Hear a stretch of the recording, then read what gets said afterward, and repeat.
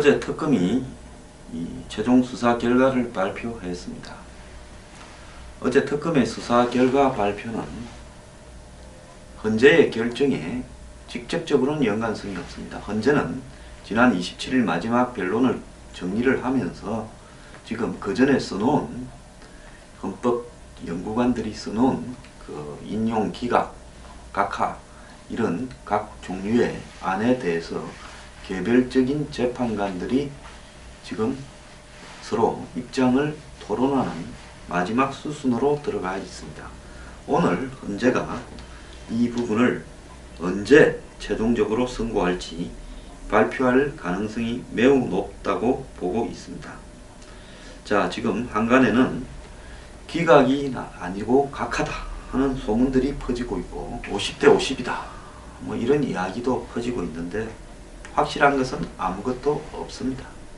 다만 어제 특검의 결과 발표가 헌재에 막대한 영향을 미쳤을 것이다 라고는 안 보이지만 헌법재판관들이 자신의 결정에 마음의 부담을 드는 쪽으로는 작용을 할 수는 있을 것이다 라고 보입니다. 자, 어제 특검의 그 발표에서 핵심적인 내용은요, 지난번에 검찰이 특수본, 서울중앙지검 산하 특수본으로 조사를 했을 때는 이 강요와 직권남용 등이 핵심이었습니다. 박 대통령과 관련해서 공모 혐의로 이야기한 부분은요.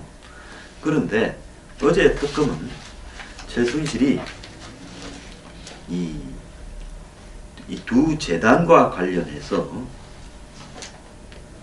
또 동계영재스포츠센터와 관련해서 220억 2,800만 원을 삼성으로부터 받는 부분에서 대통령과 공모하여 했다라고 했고요. 또 최순실의 승마 지원과 관련해서 78억여 원을 받는 부분도 공모하여 했다. 그 대가는 결국은 뭐였느냐? 이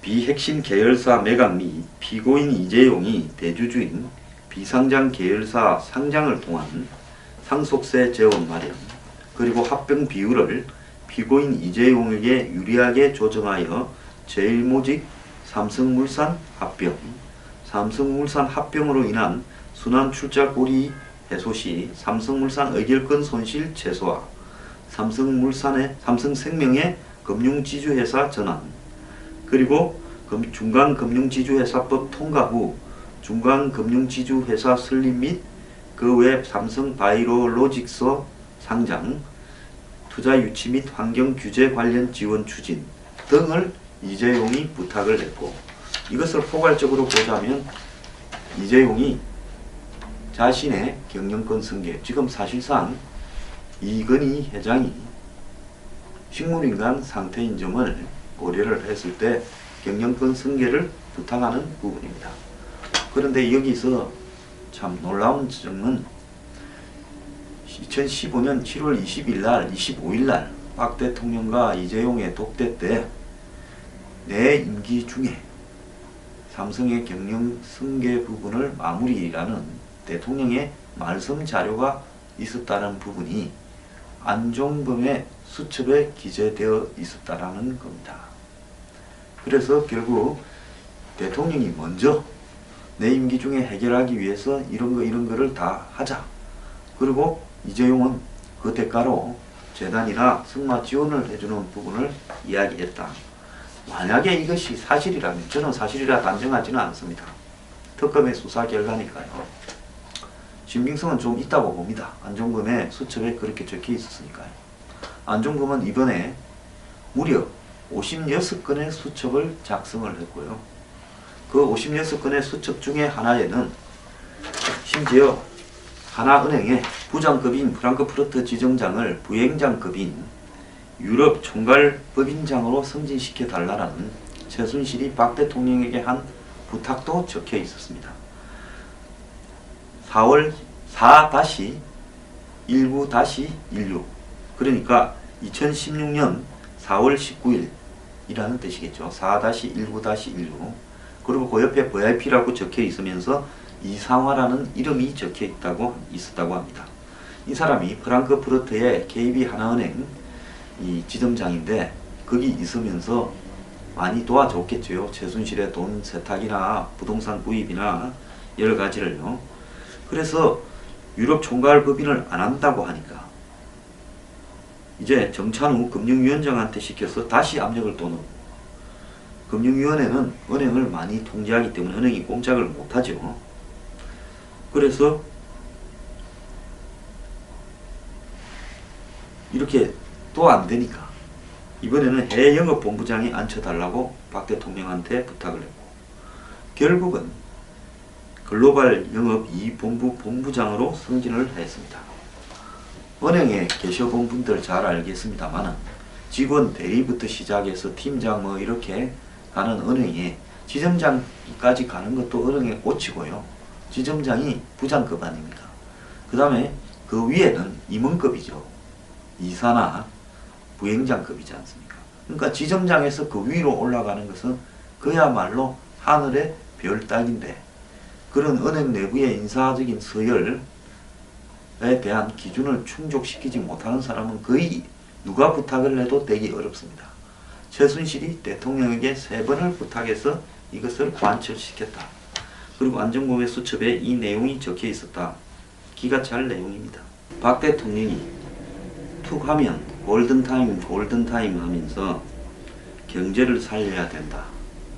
경제를 살릴 골든타임이 지나가고 있다면서 경제를 살리기 위해서 역점으로 추진하는 입법 가운데 하나로 꼽혔던 원시합법이라는 게 있었죠. 이 원시합법이 박 대통령과 이재용 간의 거래 속에서 통과됐다는 것이 드러났다는 겁니다. 자, 원시합법은 기업 활력 제고를 위한 특별법이 원명이고요. 기업의 합병 분할, 주식의 이전 취득에 따르는 절차와 규제를 간소화해 기업의 원활한 사업 재편을 활성화시킨다 라는 취지였습니다. 그런데 특검의 법원 제출 공소장에 따르면 2015년 7월 9일 발의된 원시합법, 딱 요 시점이 언제입니까? 이 국민연금에 제일모직과 삼성물산의 합병을 동의해주던 시점이었죠. 이 7월 9일에 통과된 원시합법이 통과되는 과정에 이재용과 박 대통령 간에 모종의 합의가 있었다는 겁니다. 삼성은 그해 5월부터 7월 제일모직과 삼성물산 합병을 추진하다가 이 삼성물산의 3대 주주였던 미국의 사모펀드 엘리엇이 금융지주회사법 위반, 신규 순환출자 고리 발생 등을 문제 삼으면서 합병 반대에 나서자 행동에 지금 옮긴 것으로 이렇게 조사가 되었는데요.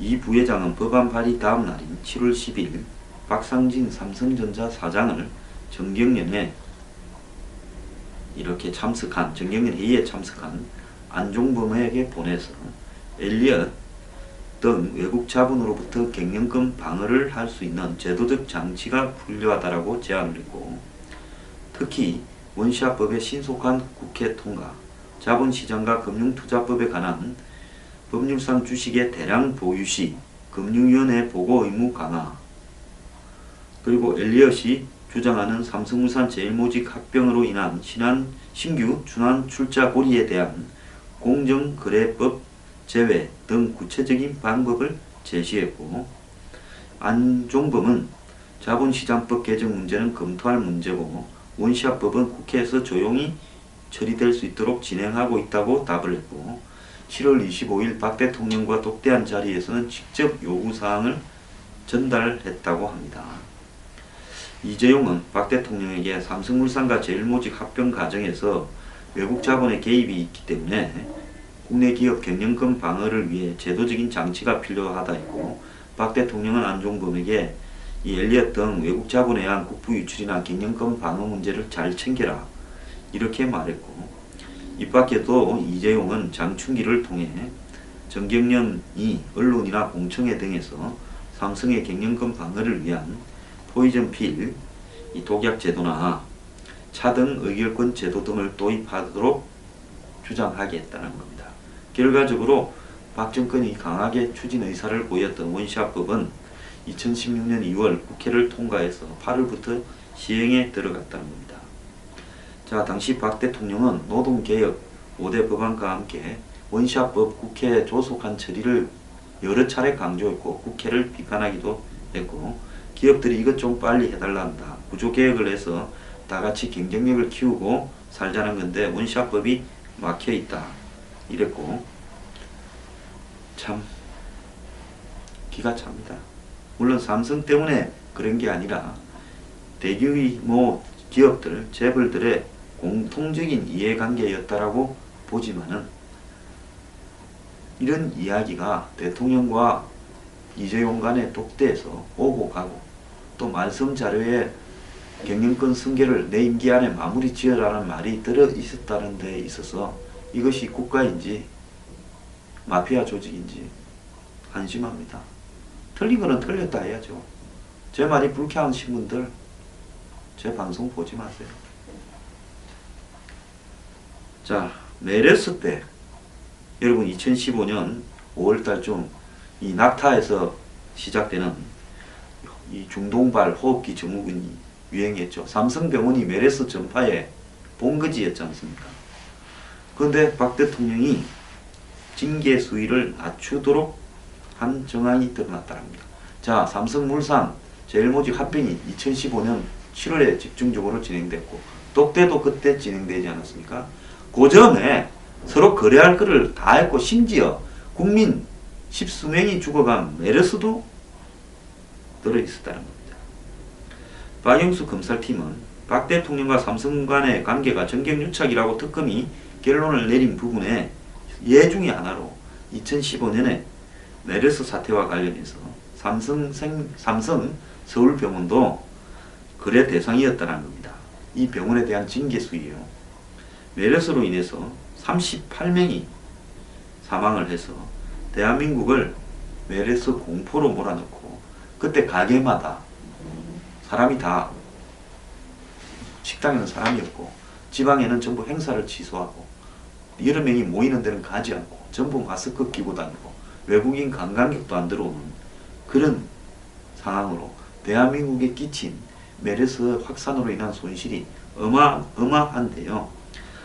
서울 삼성병원은 처음에 여기서 번져가기 시작했는데 그런데 이 병원이 어딘가에 대해서 보건복지부에서 제대로 밝히지를 않았던 거 여러분 기억이 나죠? 그리고 그걸 덮으려고 하다가 나중에 지적이 나오고 터지고 하면서 얼버무린 것도 기억이 나죠. 당시 그래서 이재용이 사과도 하고 했지 않습니까? 그런데 징계는 거의 받지 않았어요. 당시 삼성서울병원은 초기 대응 실패를 해서 책임이 가장 컸던 병원으로 국민적 비난을 받았는데 박 대통령이 메르스 사태 직후 이재용과 독대 자리에서 삼성서울병원의 초기 대응이 미숙했지만 메르스 사태 이후 거듭나길 바란다고 말했다고 보도했습니다. 당시 대통령이 메르스 갖고 한마디 하니까 이재용이 사과를 했는데 그거 기억나죠? 공개석상에서 한마디 했지 않습니까? 메르스 사태를 촉발시킨 부분에 대해서요. 그러니까 이재용이 국민 사과를 했는데 그것도 전부 짜고 했을 가능성이 있다는 이야기입니다. 특검은 이 언급을 정유라에 대한 지원의 대가로 삼성서울병원 징계 수위를 낮추겠다는 취지로 해석을 했고 실제 독대 사흘 뒤에 보건복지부 제재 대상에서 삼성서울병원이 제외됐다고 이렇게 파악하고 있습니다. 제 뉴스 브리핑 지난 2015년 5월 20일부터 했는데 그때 메르스를 언급한 데 보면 삼성병원에 대해서 왜 제대로 징계를 하지 않고 뭘 감춰주려고 하는가 하는 질타를 한 내용이 있습니다. 자, 실제 특검 수사가 되고 난 2016년 12월 26일 보건복지부는 삼성병원에 의료법과 감염병 예방관리법 위반 혐의로 영업정지 15일 200만원 이하 벌금을 내리겠다 했고 경찰에 고발 조치를 취했는데 참 대단한 조치입니다. 메르스 확산에 책임이 있는 주책임이죠. 삼성병원은 징계와 관련해서 지난 1월 이 보건복지부 봐주기 논란이 일기도 했습니다. 감사원이 1월 복지부에 제재 조치를 취하라고 2016년 1월에 보건복지부에 제재를 취하라고 했는데 1년이 지나도록 징계를 내리지 않다가 기껏한 징계가 고거라는 거죠. 자, 복지부는 손실보상 문제로 시간이 걸린 것일 뿐 특혜는 아니다라고 이야기를 했습니다. 복지부는 2월 1일 삼성병원에 대해서 의료관계 행정처분 규칙에 따라서 업무정지 15일의 행정처분을 부과했고, 삼성병원은 행정처분 업무정지 15일을 벌금 806만원으로 내면서, 벌금도 아닙니다. 과징금입니다. 1일에 54만 7천원에서 15일. 그래서 과징금을 내면 업무정지가 안 되는 거죠. 806만원으로 떼었다는 겁니다. 또 복지부는 2월 10일 손실보장심의위원회를 열고 삼성병원에 메르스 손실보상금을 지급하지 않기로 결정한 바가 있다. 그러니까 이제 뭐 문제가 좀 될 것 같으니까 조치를 취하는 척 쇼를 한 겁니다. 그때 황장수의 뉴스 브리핑에 삼성병원이 주범인데 왜 보건복지부는 이런 내용을 발표도 안 하고 시시하고 이런 식으로 이재용이 형식적으로 사과하고 끝내고 이런 식으로 봐주기를 하느냐고 비판을 한 적이 있습니다. 그때 거 한번 찾아서 보시기 바랍니다. 저는 탄핵이 된다고 끝나는 게 아니라요. 그 이후가 더 시끄러울 거고 절벽이 될 거라고 방송에서도 이야기한 바 있습니다. 그야말로 국난 상황에 국론 분열이 지속될 거라고 보고 있고요. 대선이 끝나도 누가 당선되든 앞으로 대통령 해먹기는 어려울 거고, 이제 대통령 한 명을 만약에 집으로 보내게 된다면 그 이후에는 눈꽃만큼의 비리가 나와도 탄핵에 걸릴 가능성도 많다고 보고 있습니다. 이후에 대통령은 한마디로 바늘 위에 앉아있는 식으로 조심해야 될 거라고 보는데요. 어쨌거나 박근혜 정부가 초기에 부패 청산을 외치면서 출발을 했는데 출발하자마자 재벌에 낚여가지고 정확하게 노무현 정권처럼 무너지는데, 노무현은 그래도 임기라도 채웠지만 박근혜 정권은 임기도 못 채우게 될 가능성이 높은 현 상황에서 한국의 가장 큰 문제가 뭐냐? 노무현 정권은 삼성공화국이었다. 박근혜 정부는 삼성의 이재용에 녹아나버렸다. 공통점이 있지 않습니까?